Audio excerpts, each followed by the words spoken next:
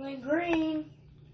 Good day and I love you. It's Tuesday, March 17th, and my game is sloppy. I usually have green braids on, and I am decked out accordingly for St. Patrick's Day, but I guess my mind has been somewhere else, and that right there is a lesson to me.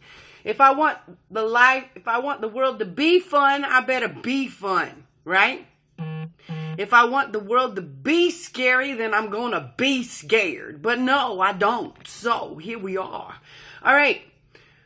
I just wanted to take a few minutes and chat with you guys. I wanted to say thank you for sharing. Thank you for your candor. Thank you for your honesty. And thank you for asking for love and help. I think when each of us does that and encourages the rest of us to be able to do the same thing. And I think it's so important right now to see people asking for help and comfort and camaraderie and validation and all of that. You know what I mean? I wanted to talk about a couple things here. This time on Earth is absolutely surreal to me. I don't care how crazy I sound.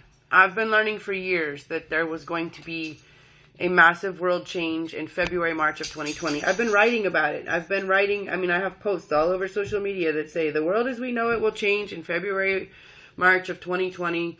The financial systems will crash.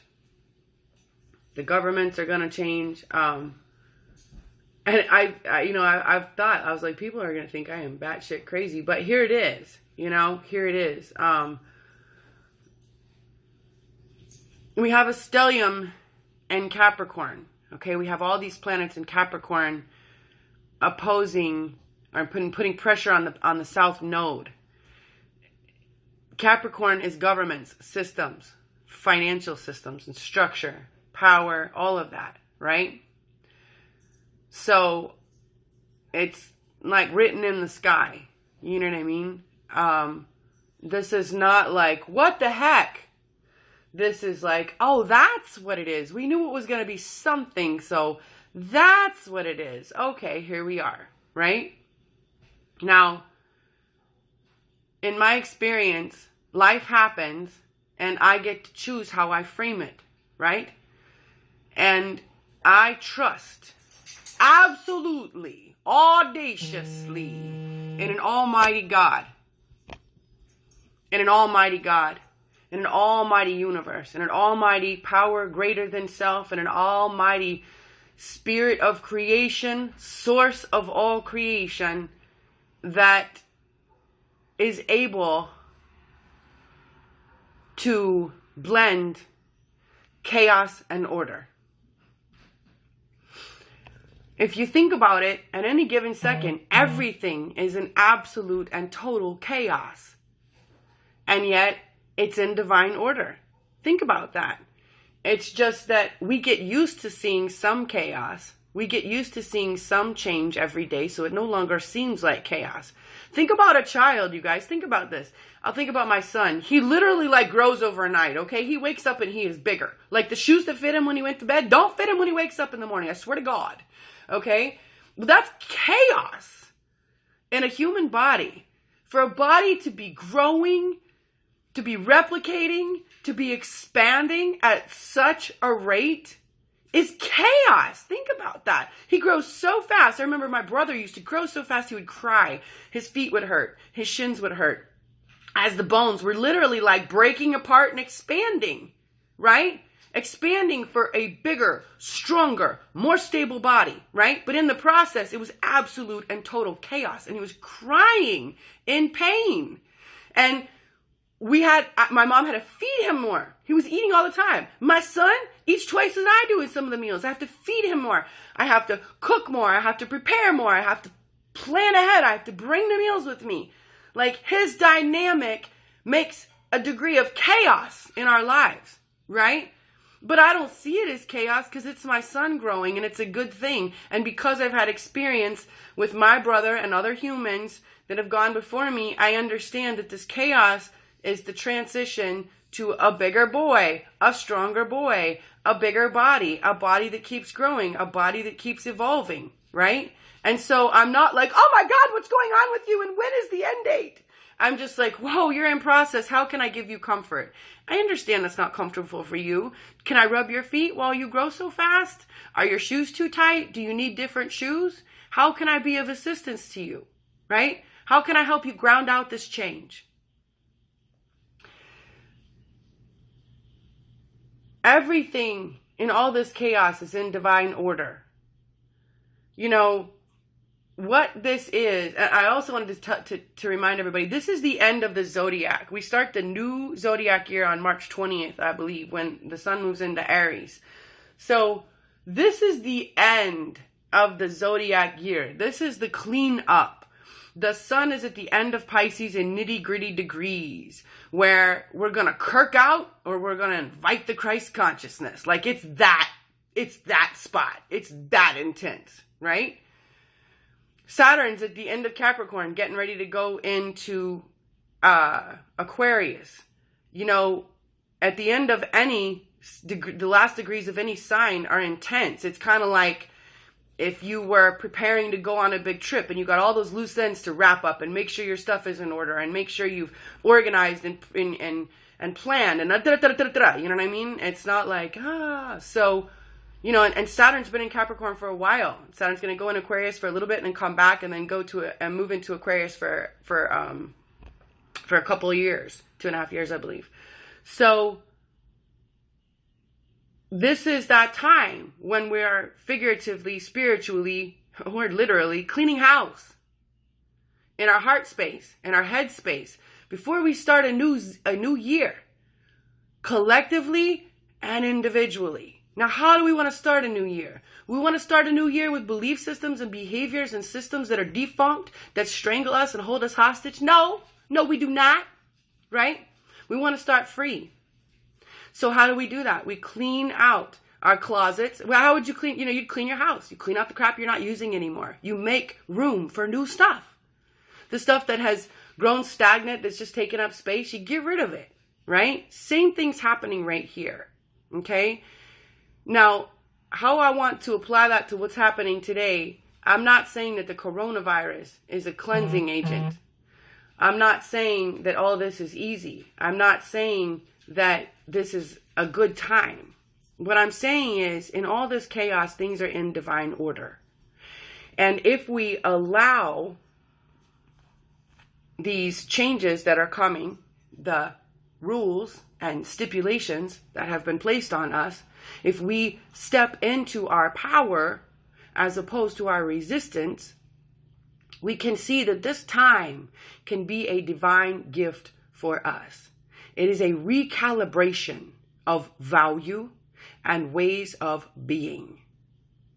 We have been taught to step into action as human doings, to pick up the phone right when we get up, to look at the to-do list, to fly out the house, to get where we're going and to be available to others and to How many of us wake up and inventory our biology, our spiritual balance, our internal calm, our connection to a power greater than self, and get all that zeroed in and centered and be the human being we want to be, and then say, I be who I want to be. Now I'm ready to do. Very few, right? What's happening right now while people are stuck in their homes? They're having to choose different actions. They're having to be available to themselves in different ways than many humans have been available to self for a long time. It's easy to avoid yourself when you're always available to others. It's easy to avoid your spiritual balance when you're always servicing others because they need help. It's easy to avoid your own evolution when you're busy. Ha, ha, ha. Well, a bunch of us aren't too busy right now. A bunch of us finding ourselves stuck in our homes. A bunch of us finding ourselves able to tune in and allow some of the more divine feminine aspects of nature and humanity. And what I mean by that is we stuck in our home. We get to clean. We get to cook. We get to connect in different ways if we allow and if we choose. And that to me is the gift of this time. I speak about resonant outcomes of situations. And what that means is when something happens, there is the momentary impact, right? When something happens, there's what we see of it right then. The, oh my God, I can't believe this happened. The shock, the, right? But then in 1 minute, 5 minutes, 10 minutes, 20, 1 hour, 24 hours, 48 hours, 1 month, 1 year, there are different residual and resonant outcomes of the situation, right? When 9/11 happened, we all know how we felt initially. We all know what we saw initially.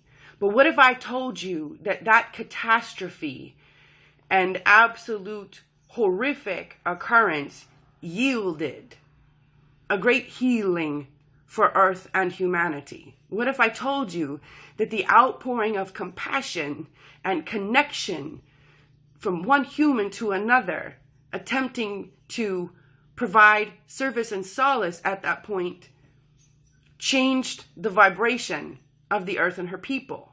What if I told you that the resonant outcome of 9/11 was beautiful?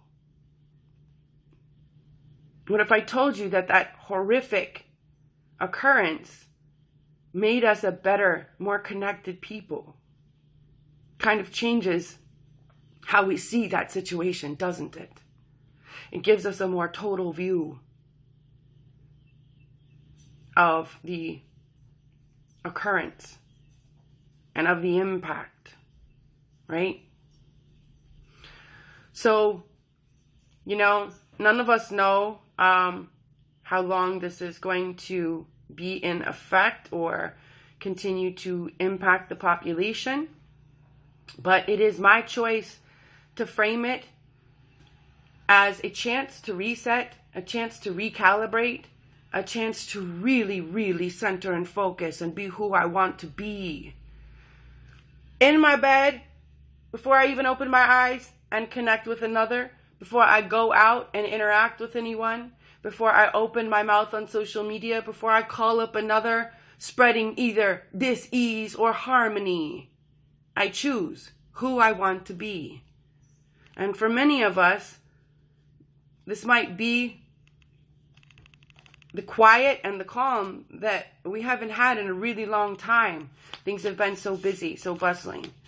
And now that so many of those tasks and relationships and appointments are removed, we find ourselves sitting still and quiet, which can be a very scary space for some. It was for me for quite a long time. I remember I had a mentor that would say, Heather, you got to sit in it. And I was like, F you! I hate you! I just want to run. I just want to hit something. I just want to feel powerful. Because it was just so scary to sit still. So, this is a good time to learn how to be available to ourselves, to create comfort, to create calm. Again, North Node in Cancer. It's all divine, y'all. How much time do I have? It's all as it's supposed to be. So, create your safe space. Tell yourself you love you. See what you need. And then you can help others do the same. Who do we have today? What do we have? Ooh, it fell out. I let go of the shadow of the past by seeing someone for the first time with the eyes of love. That someone can be you. That someone can be the collective human race. And let's have an animal. An aminal, as my daughter used to say when she was little. Stand up for yourself. There you go. All right, y'all. I hope you have an absolutely wonderful day. I love each and every one of you, and I'm grateful that we are here together, growing, changing, evolving, capable, and filled with opportunity and possibility. Mwah! I love you.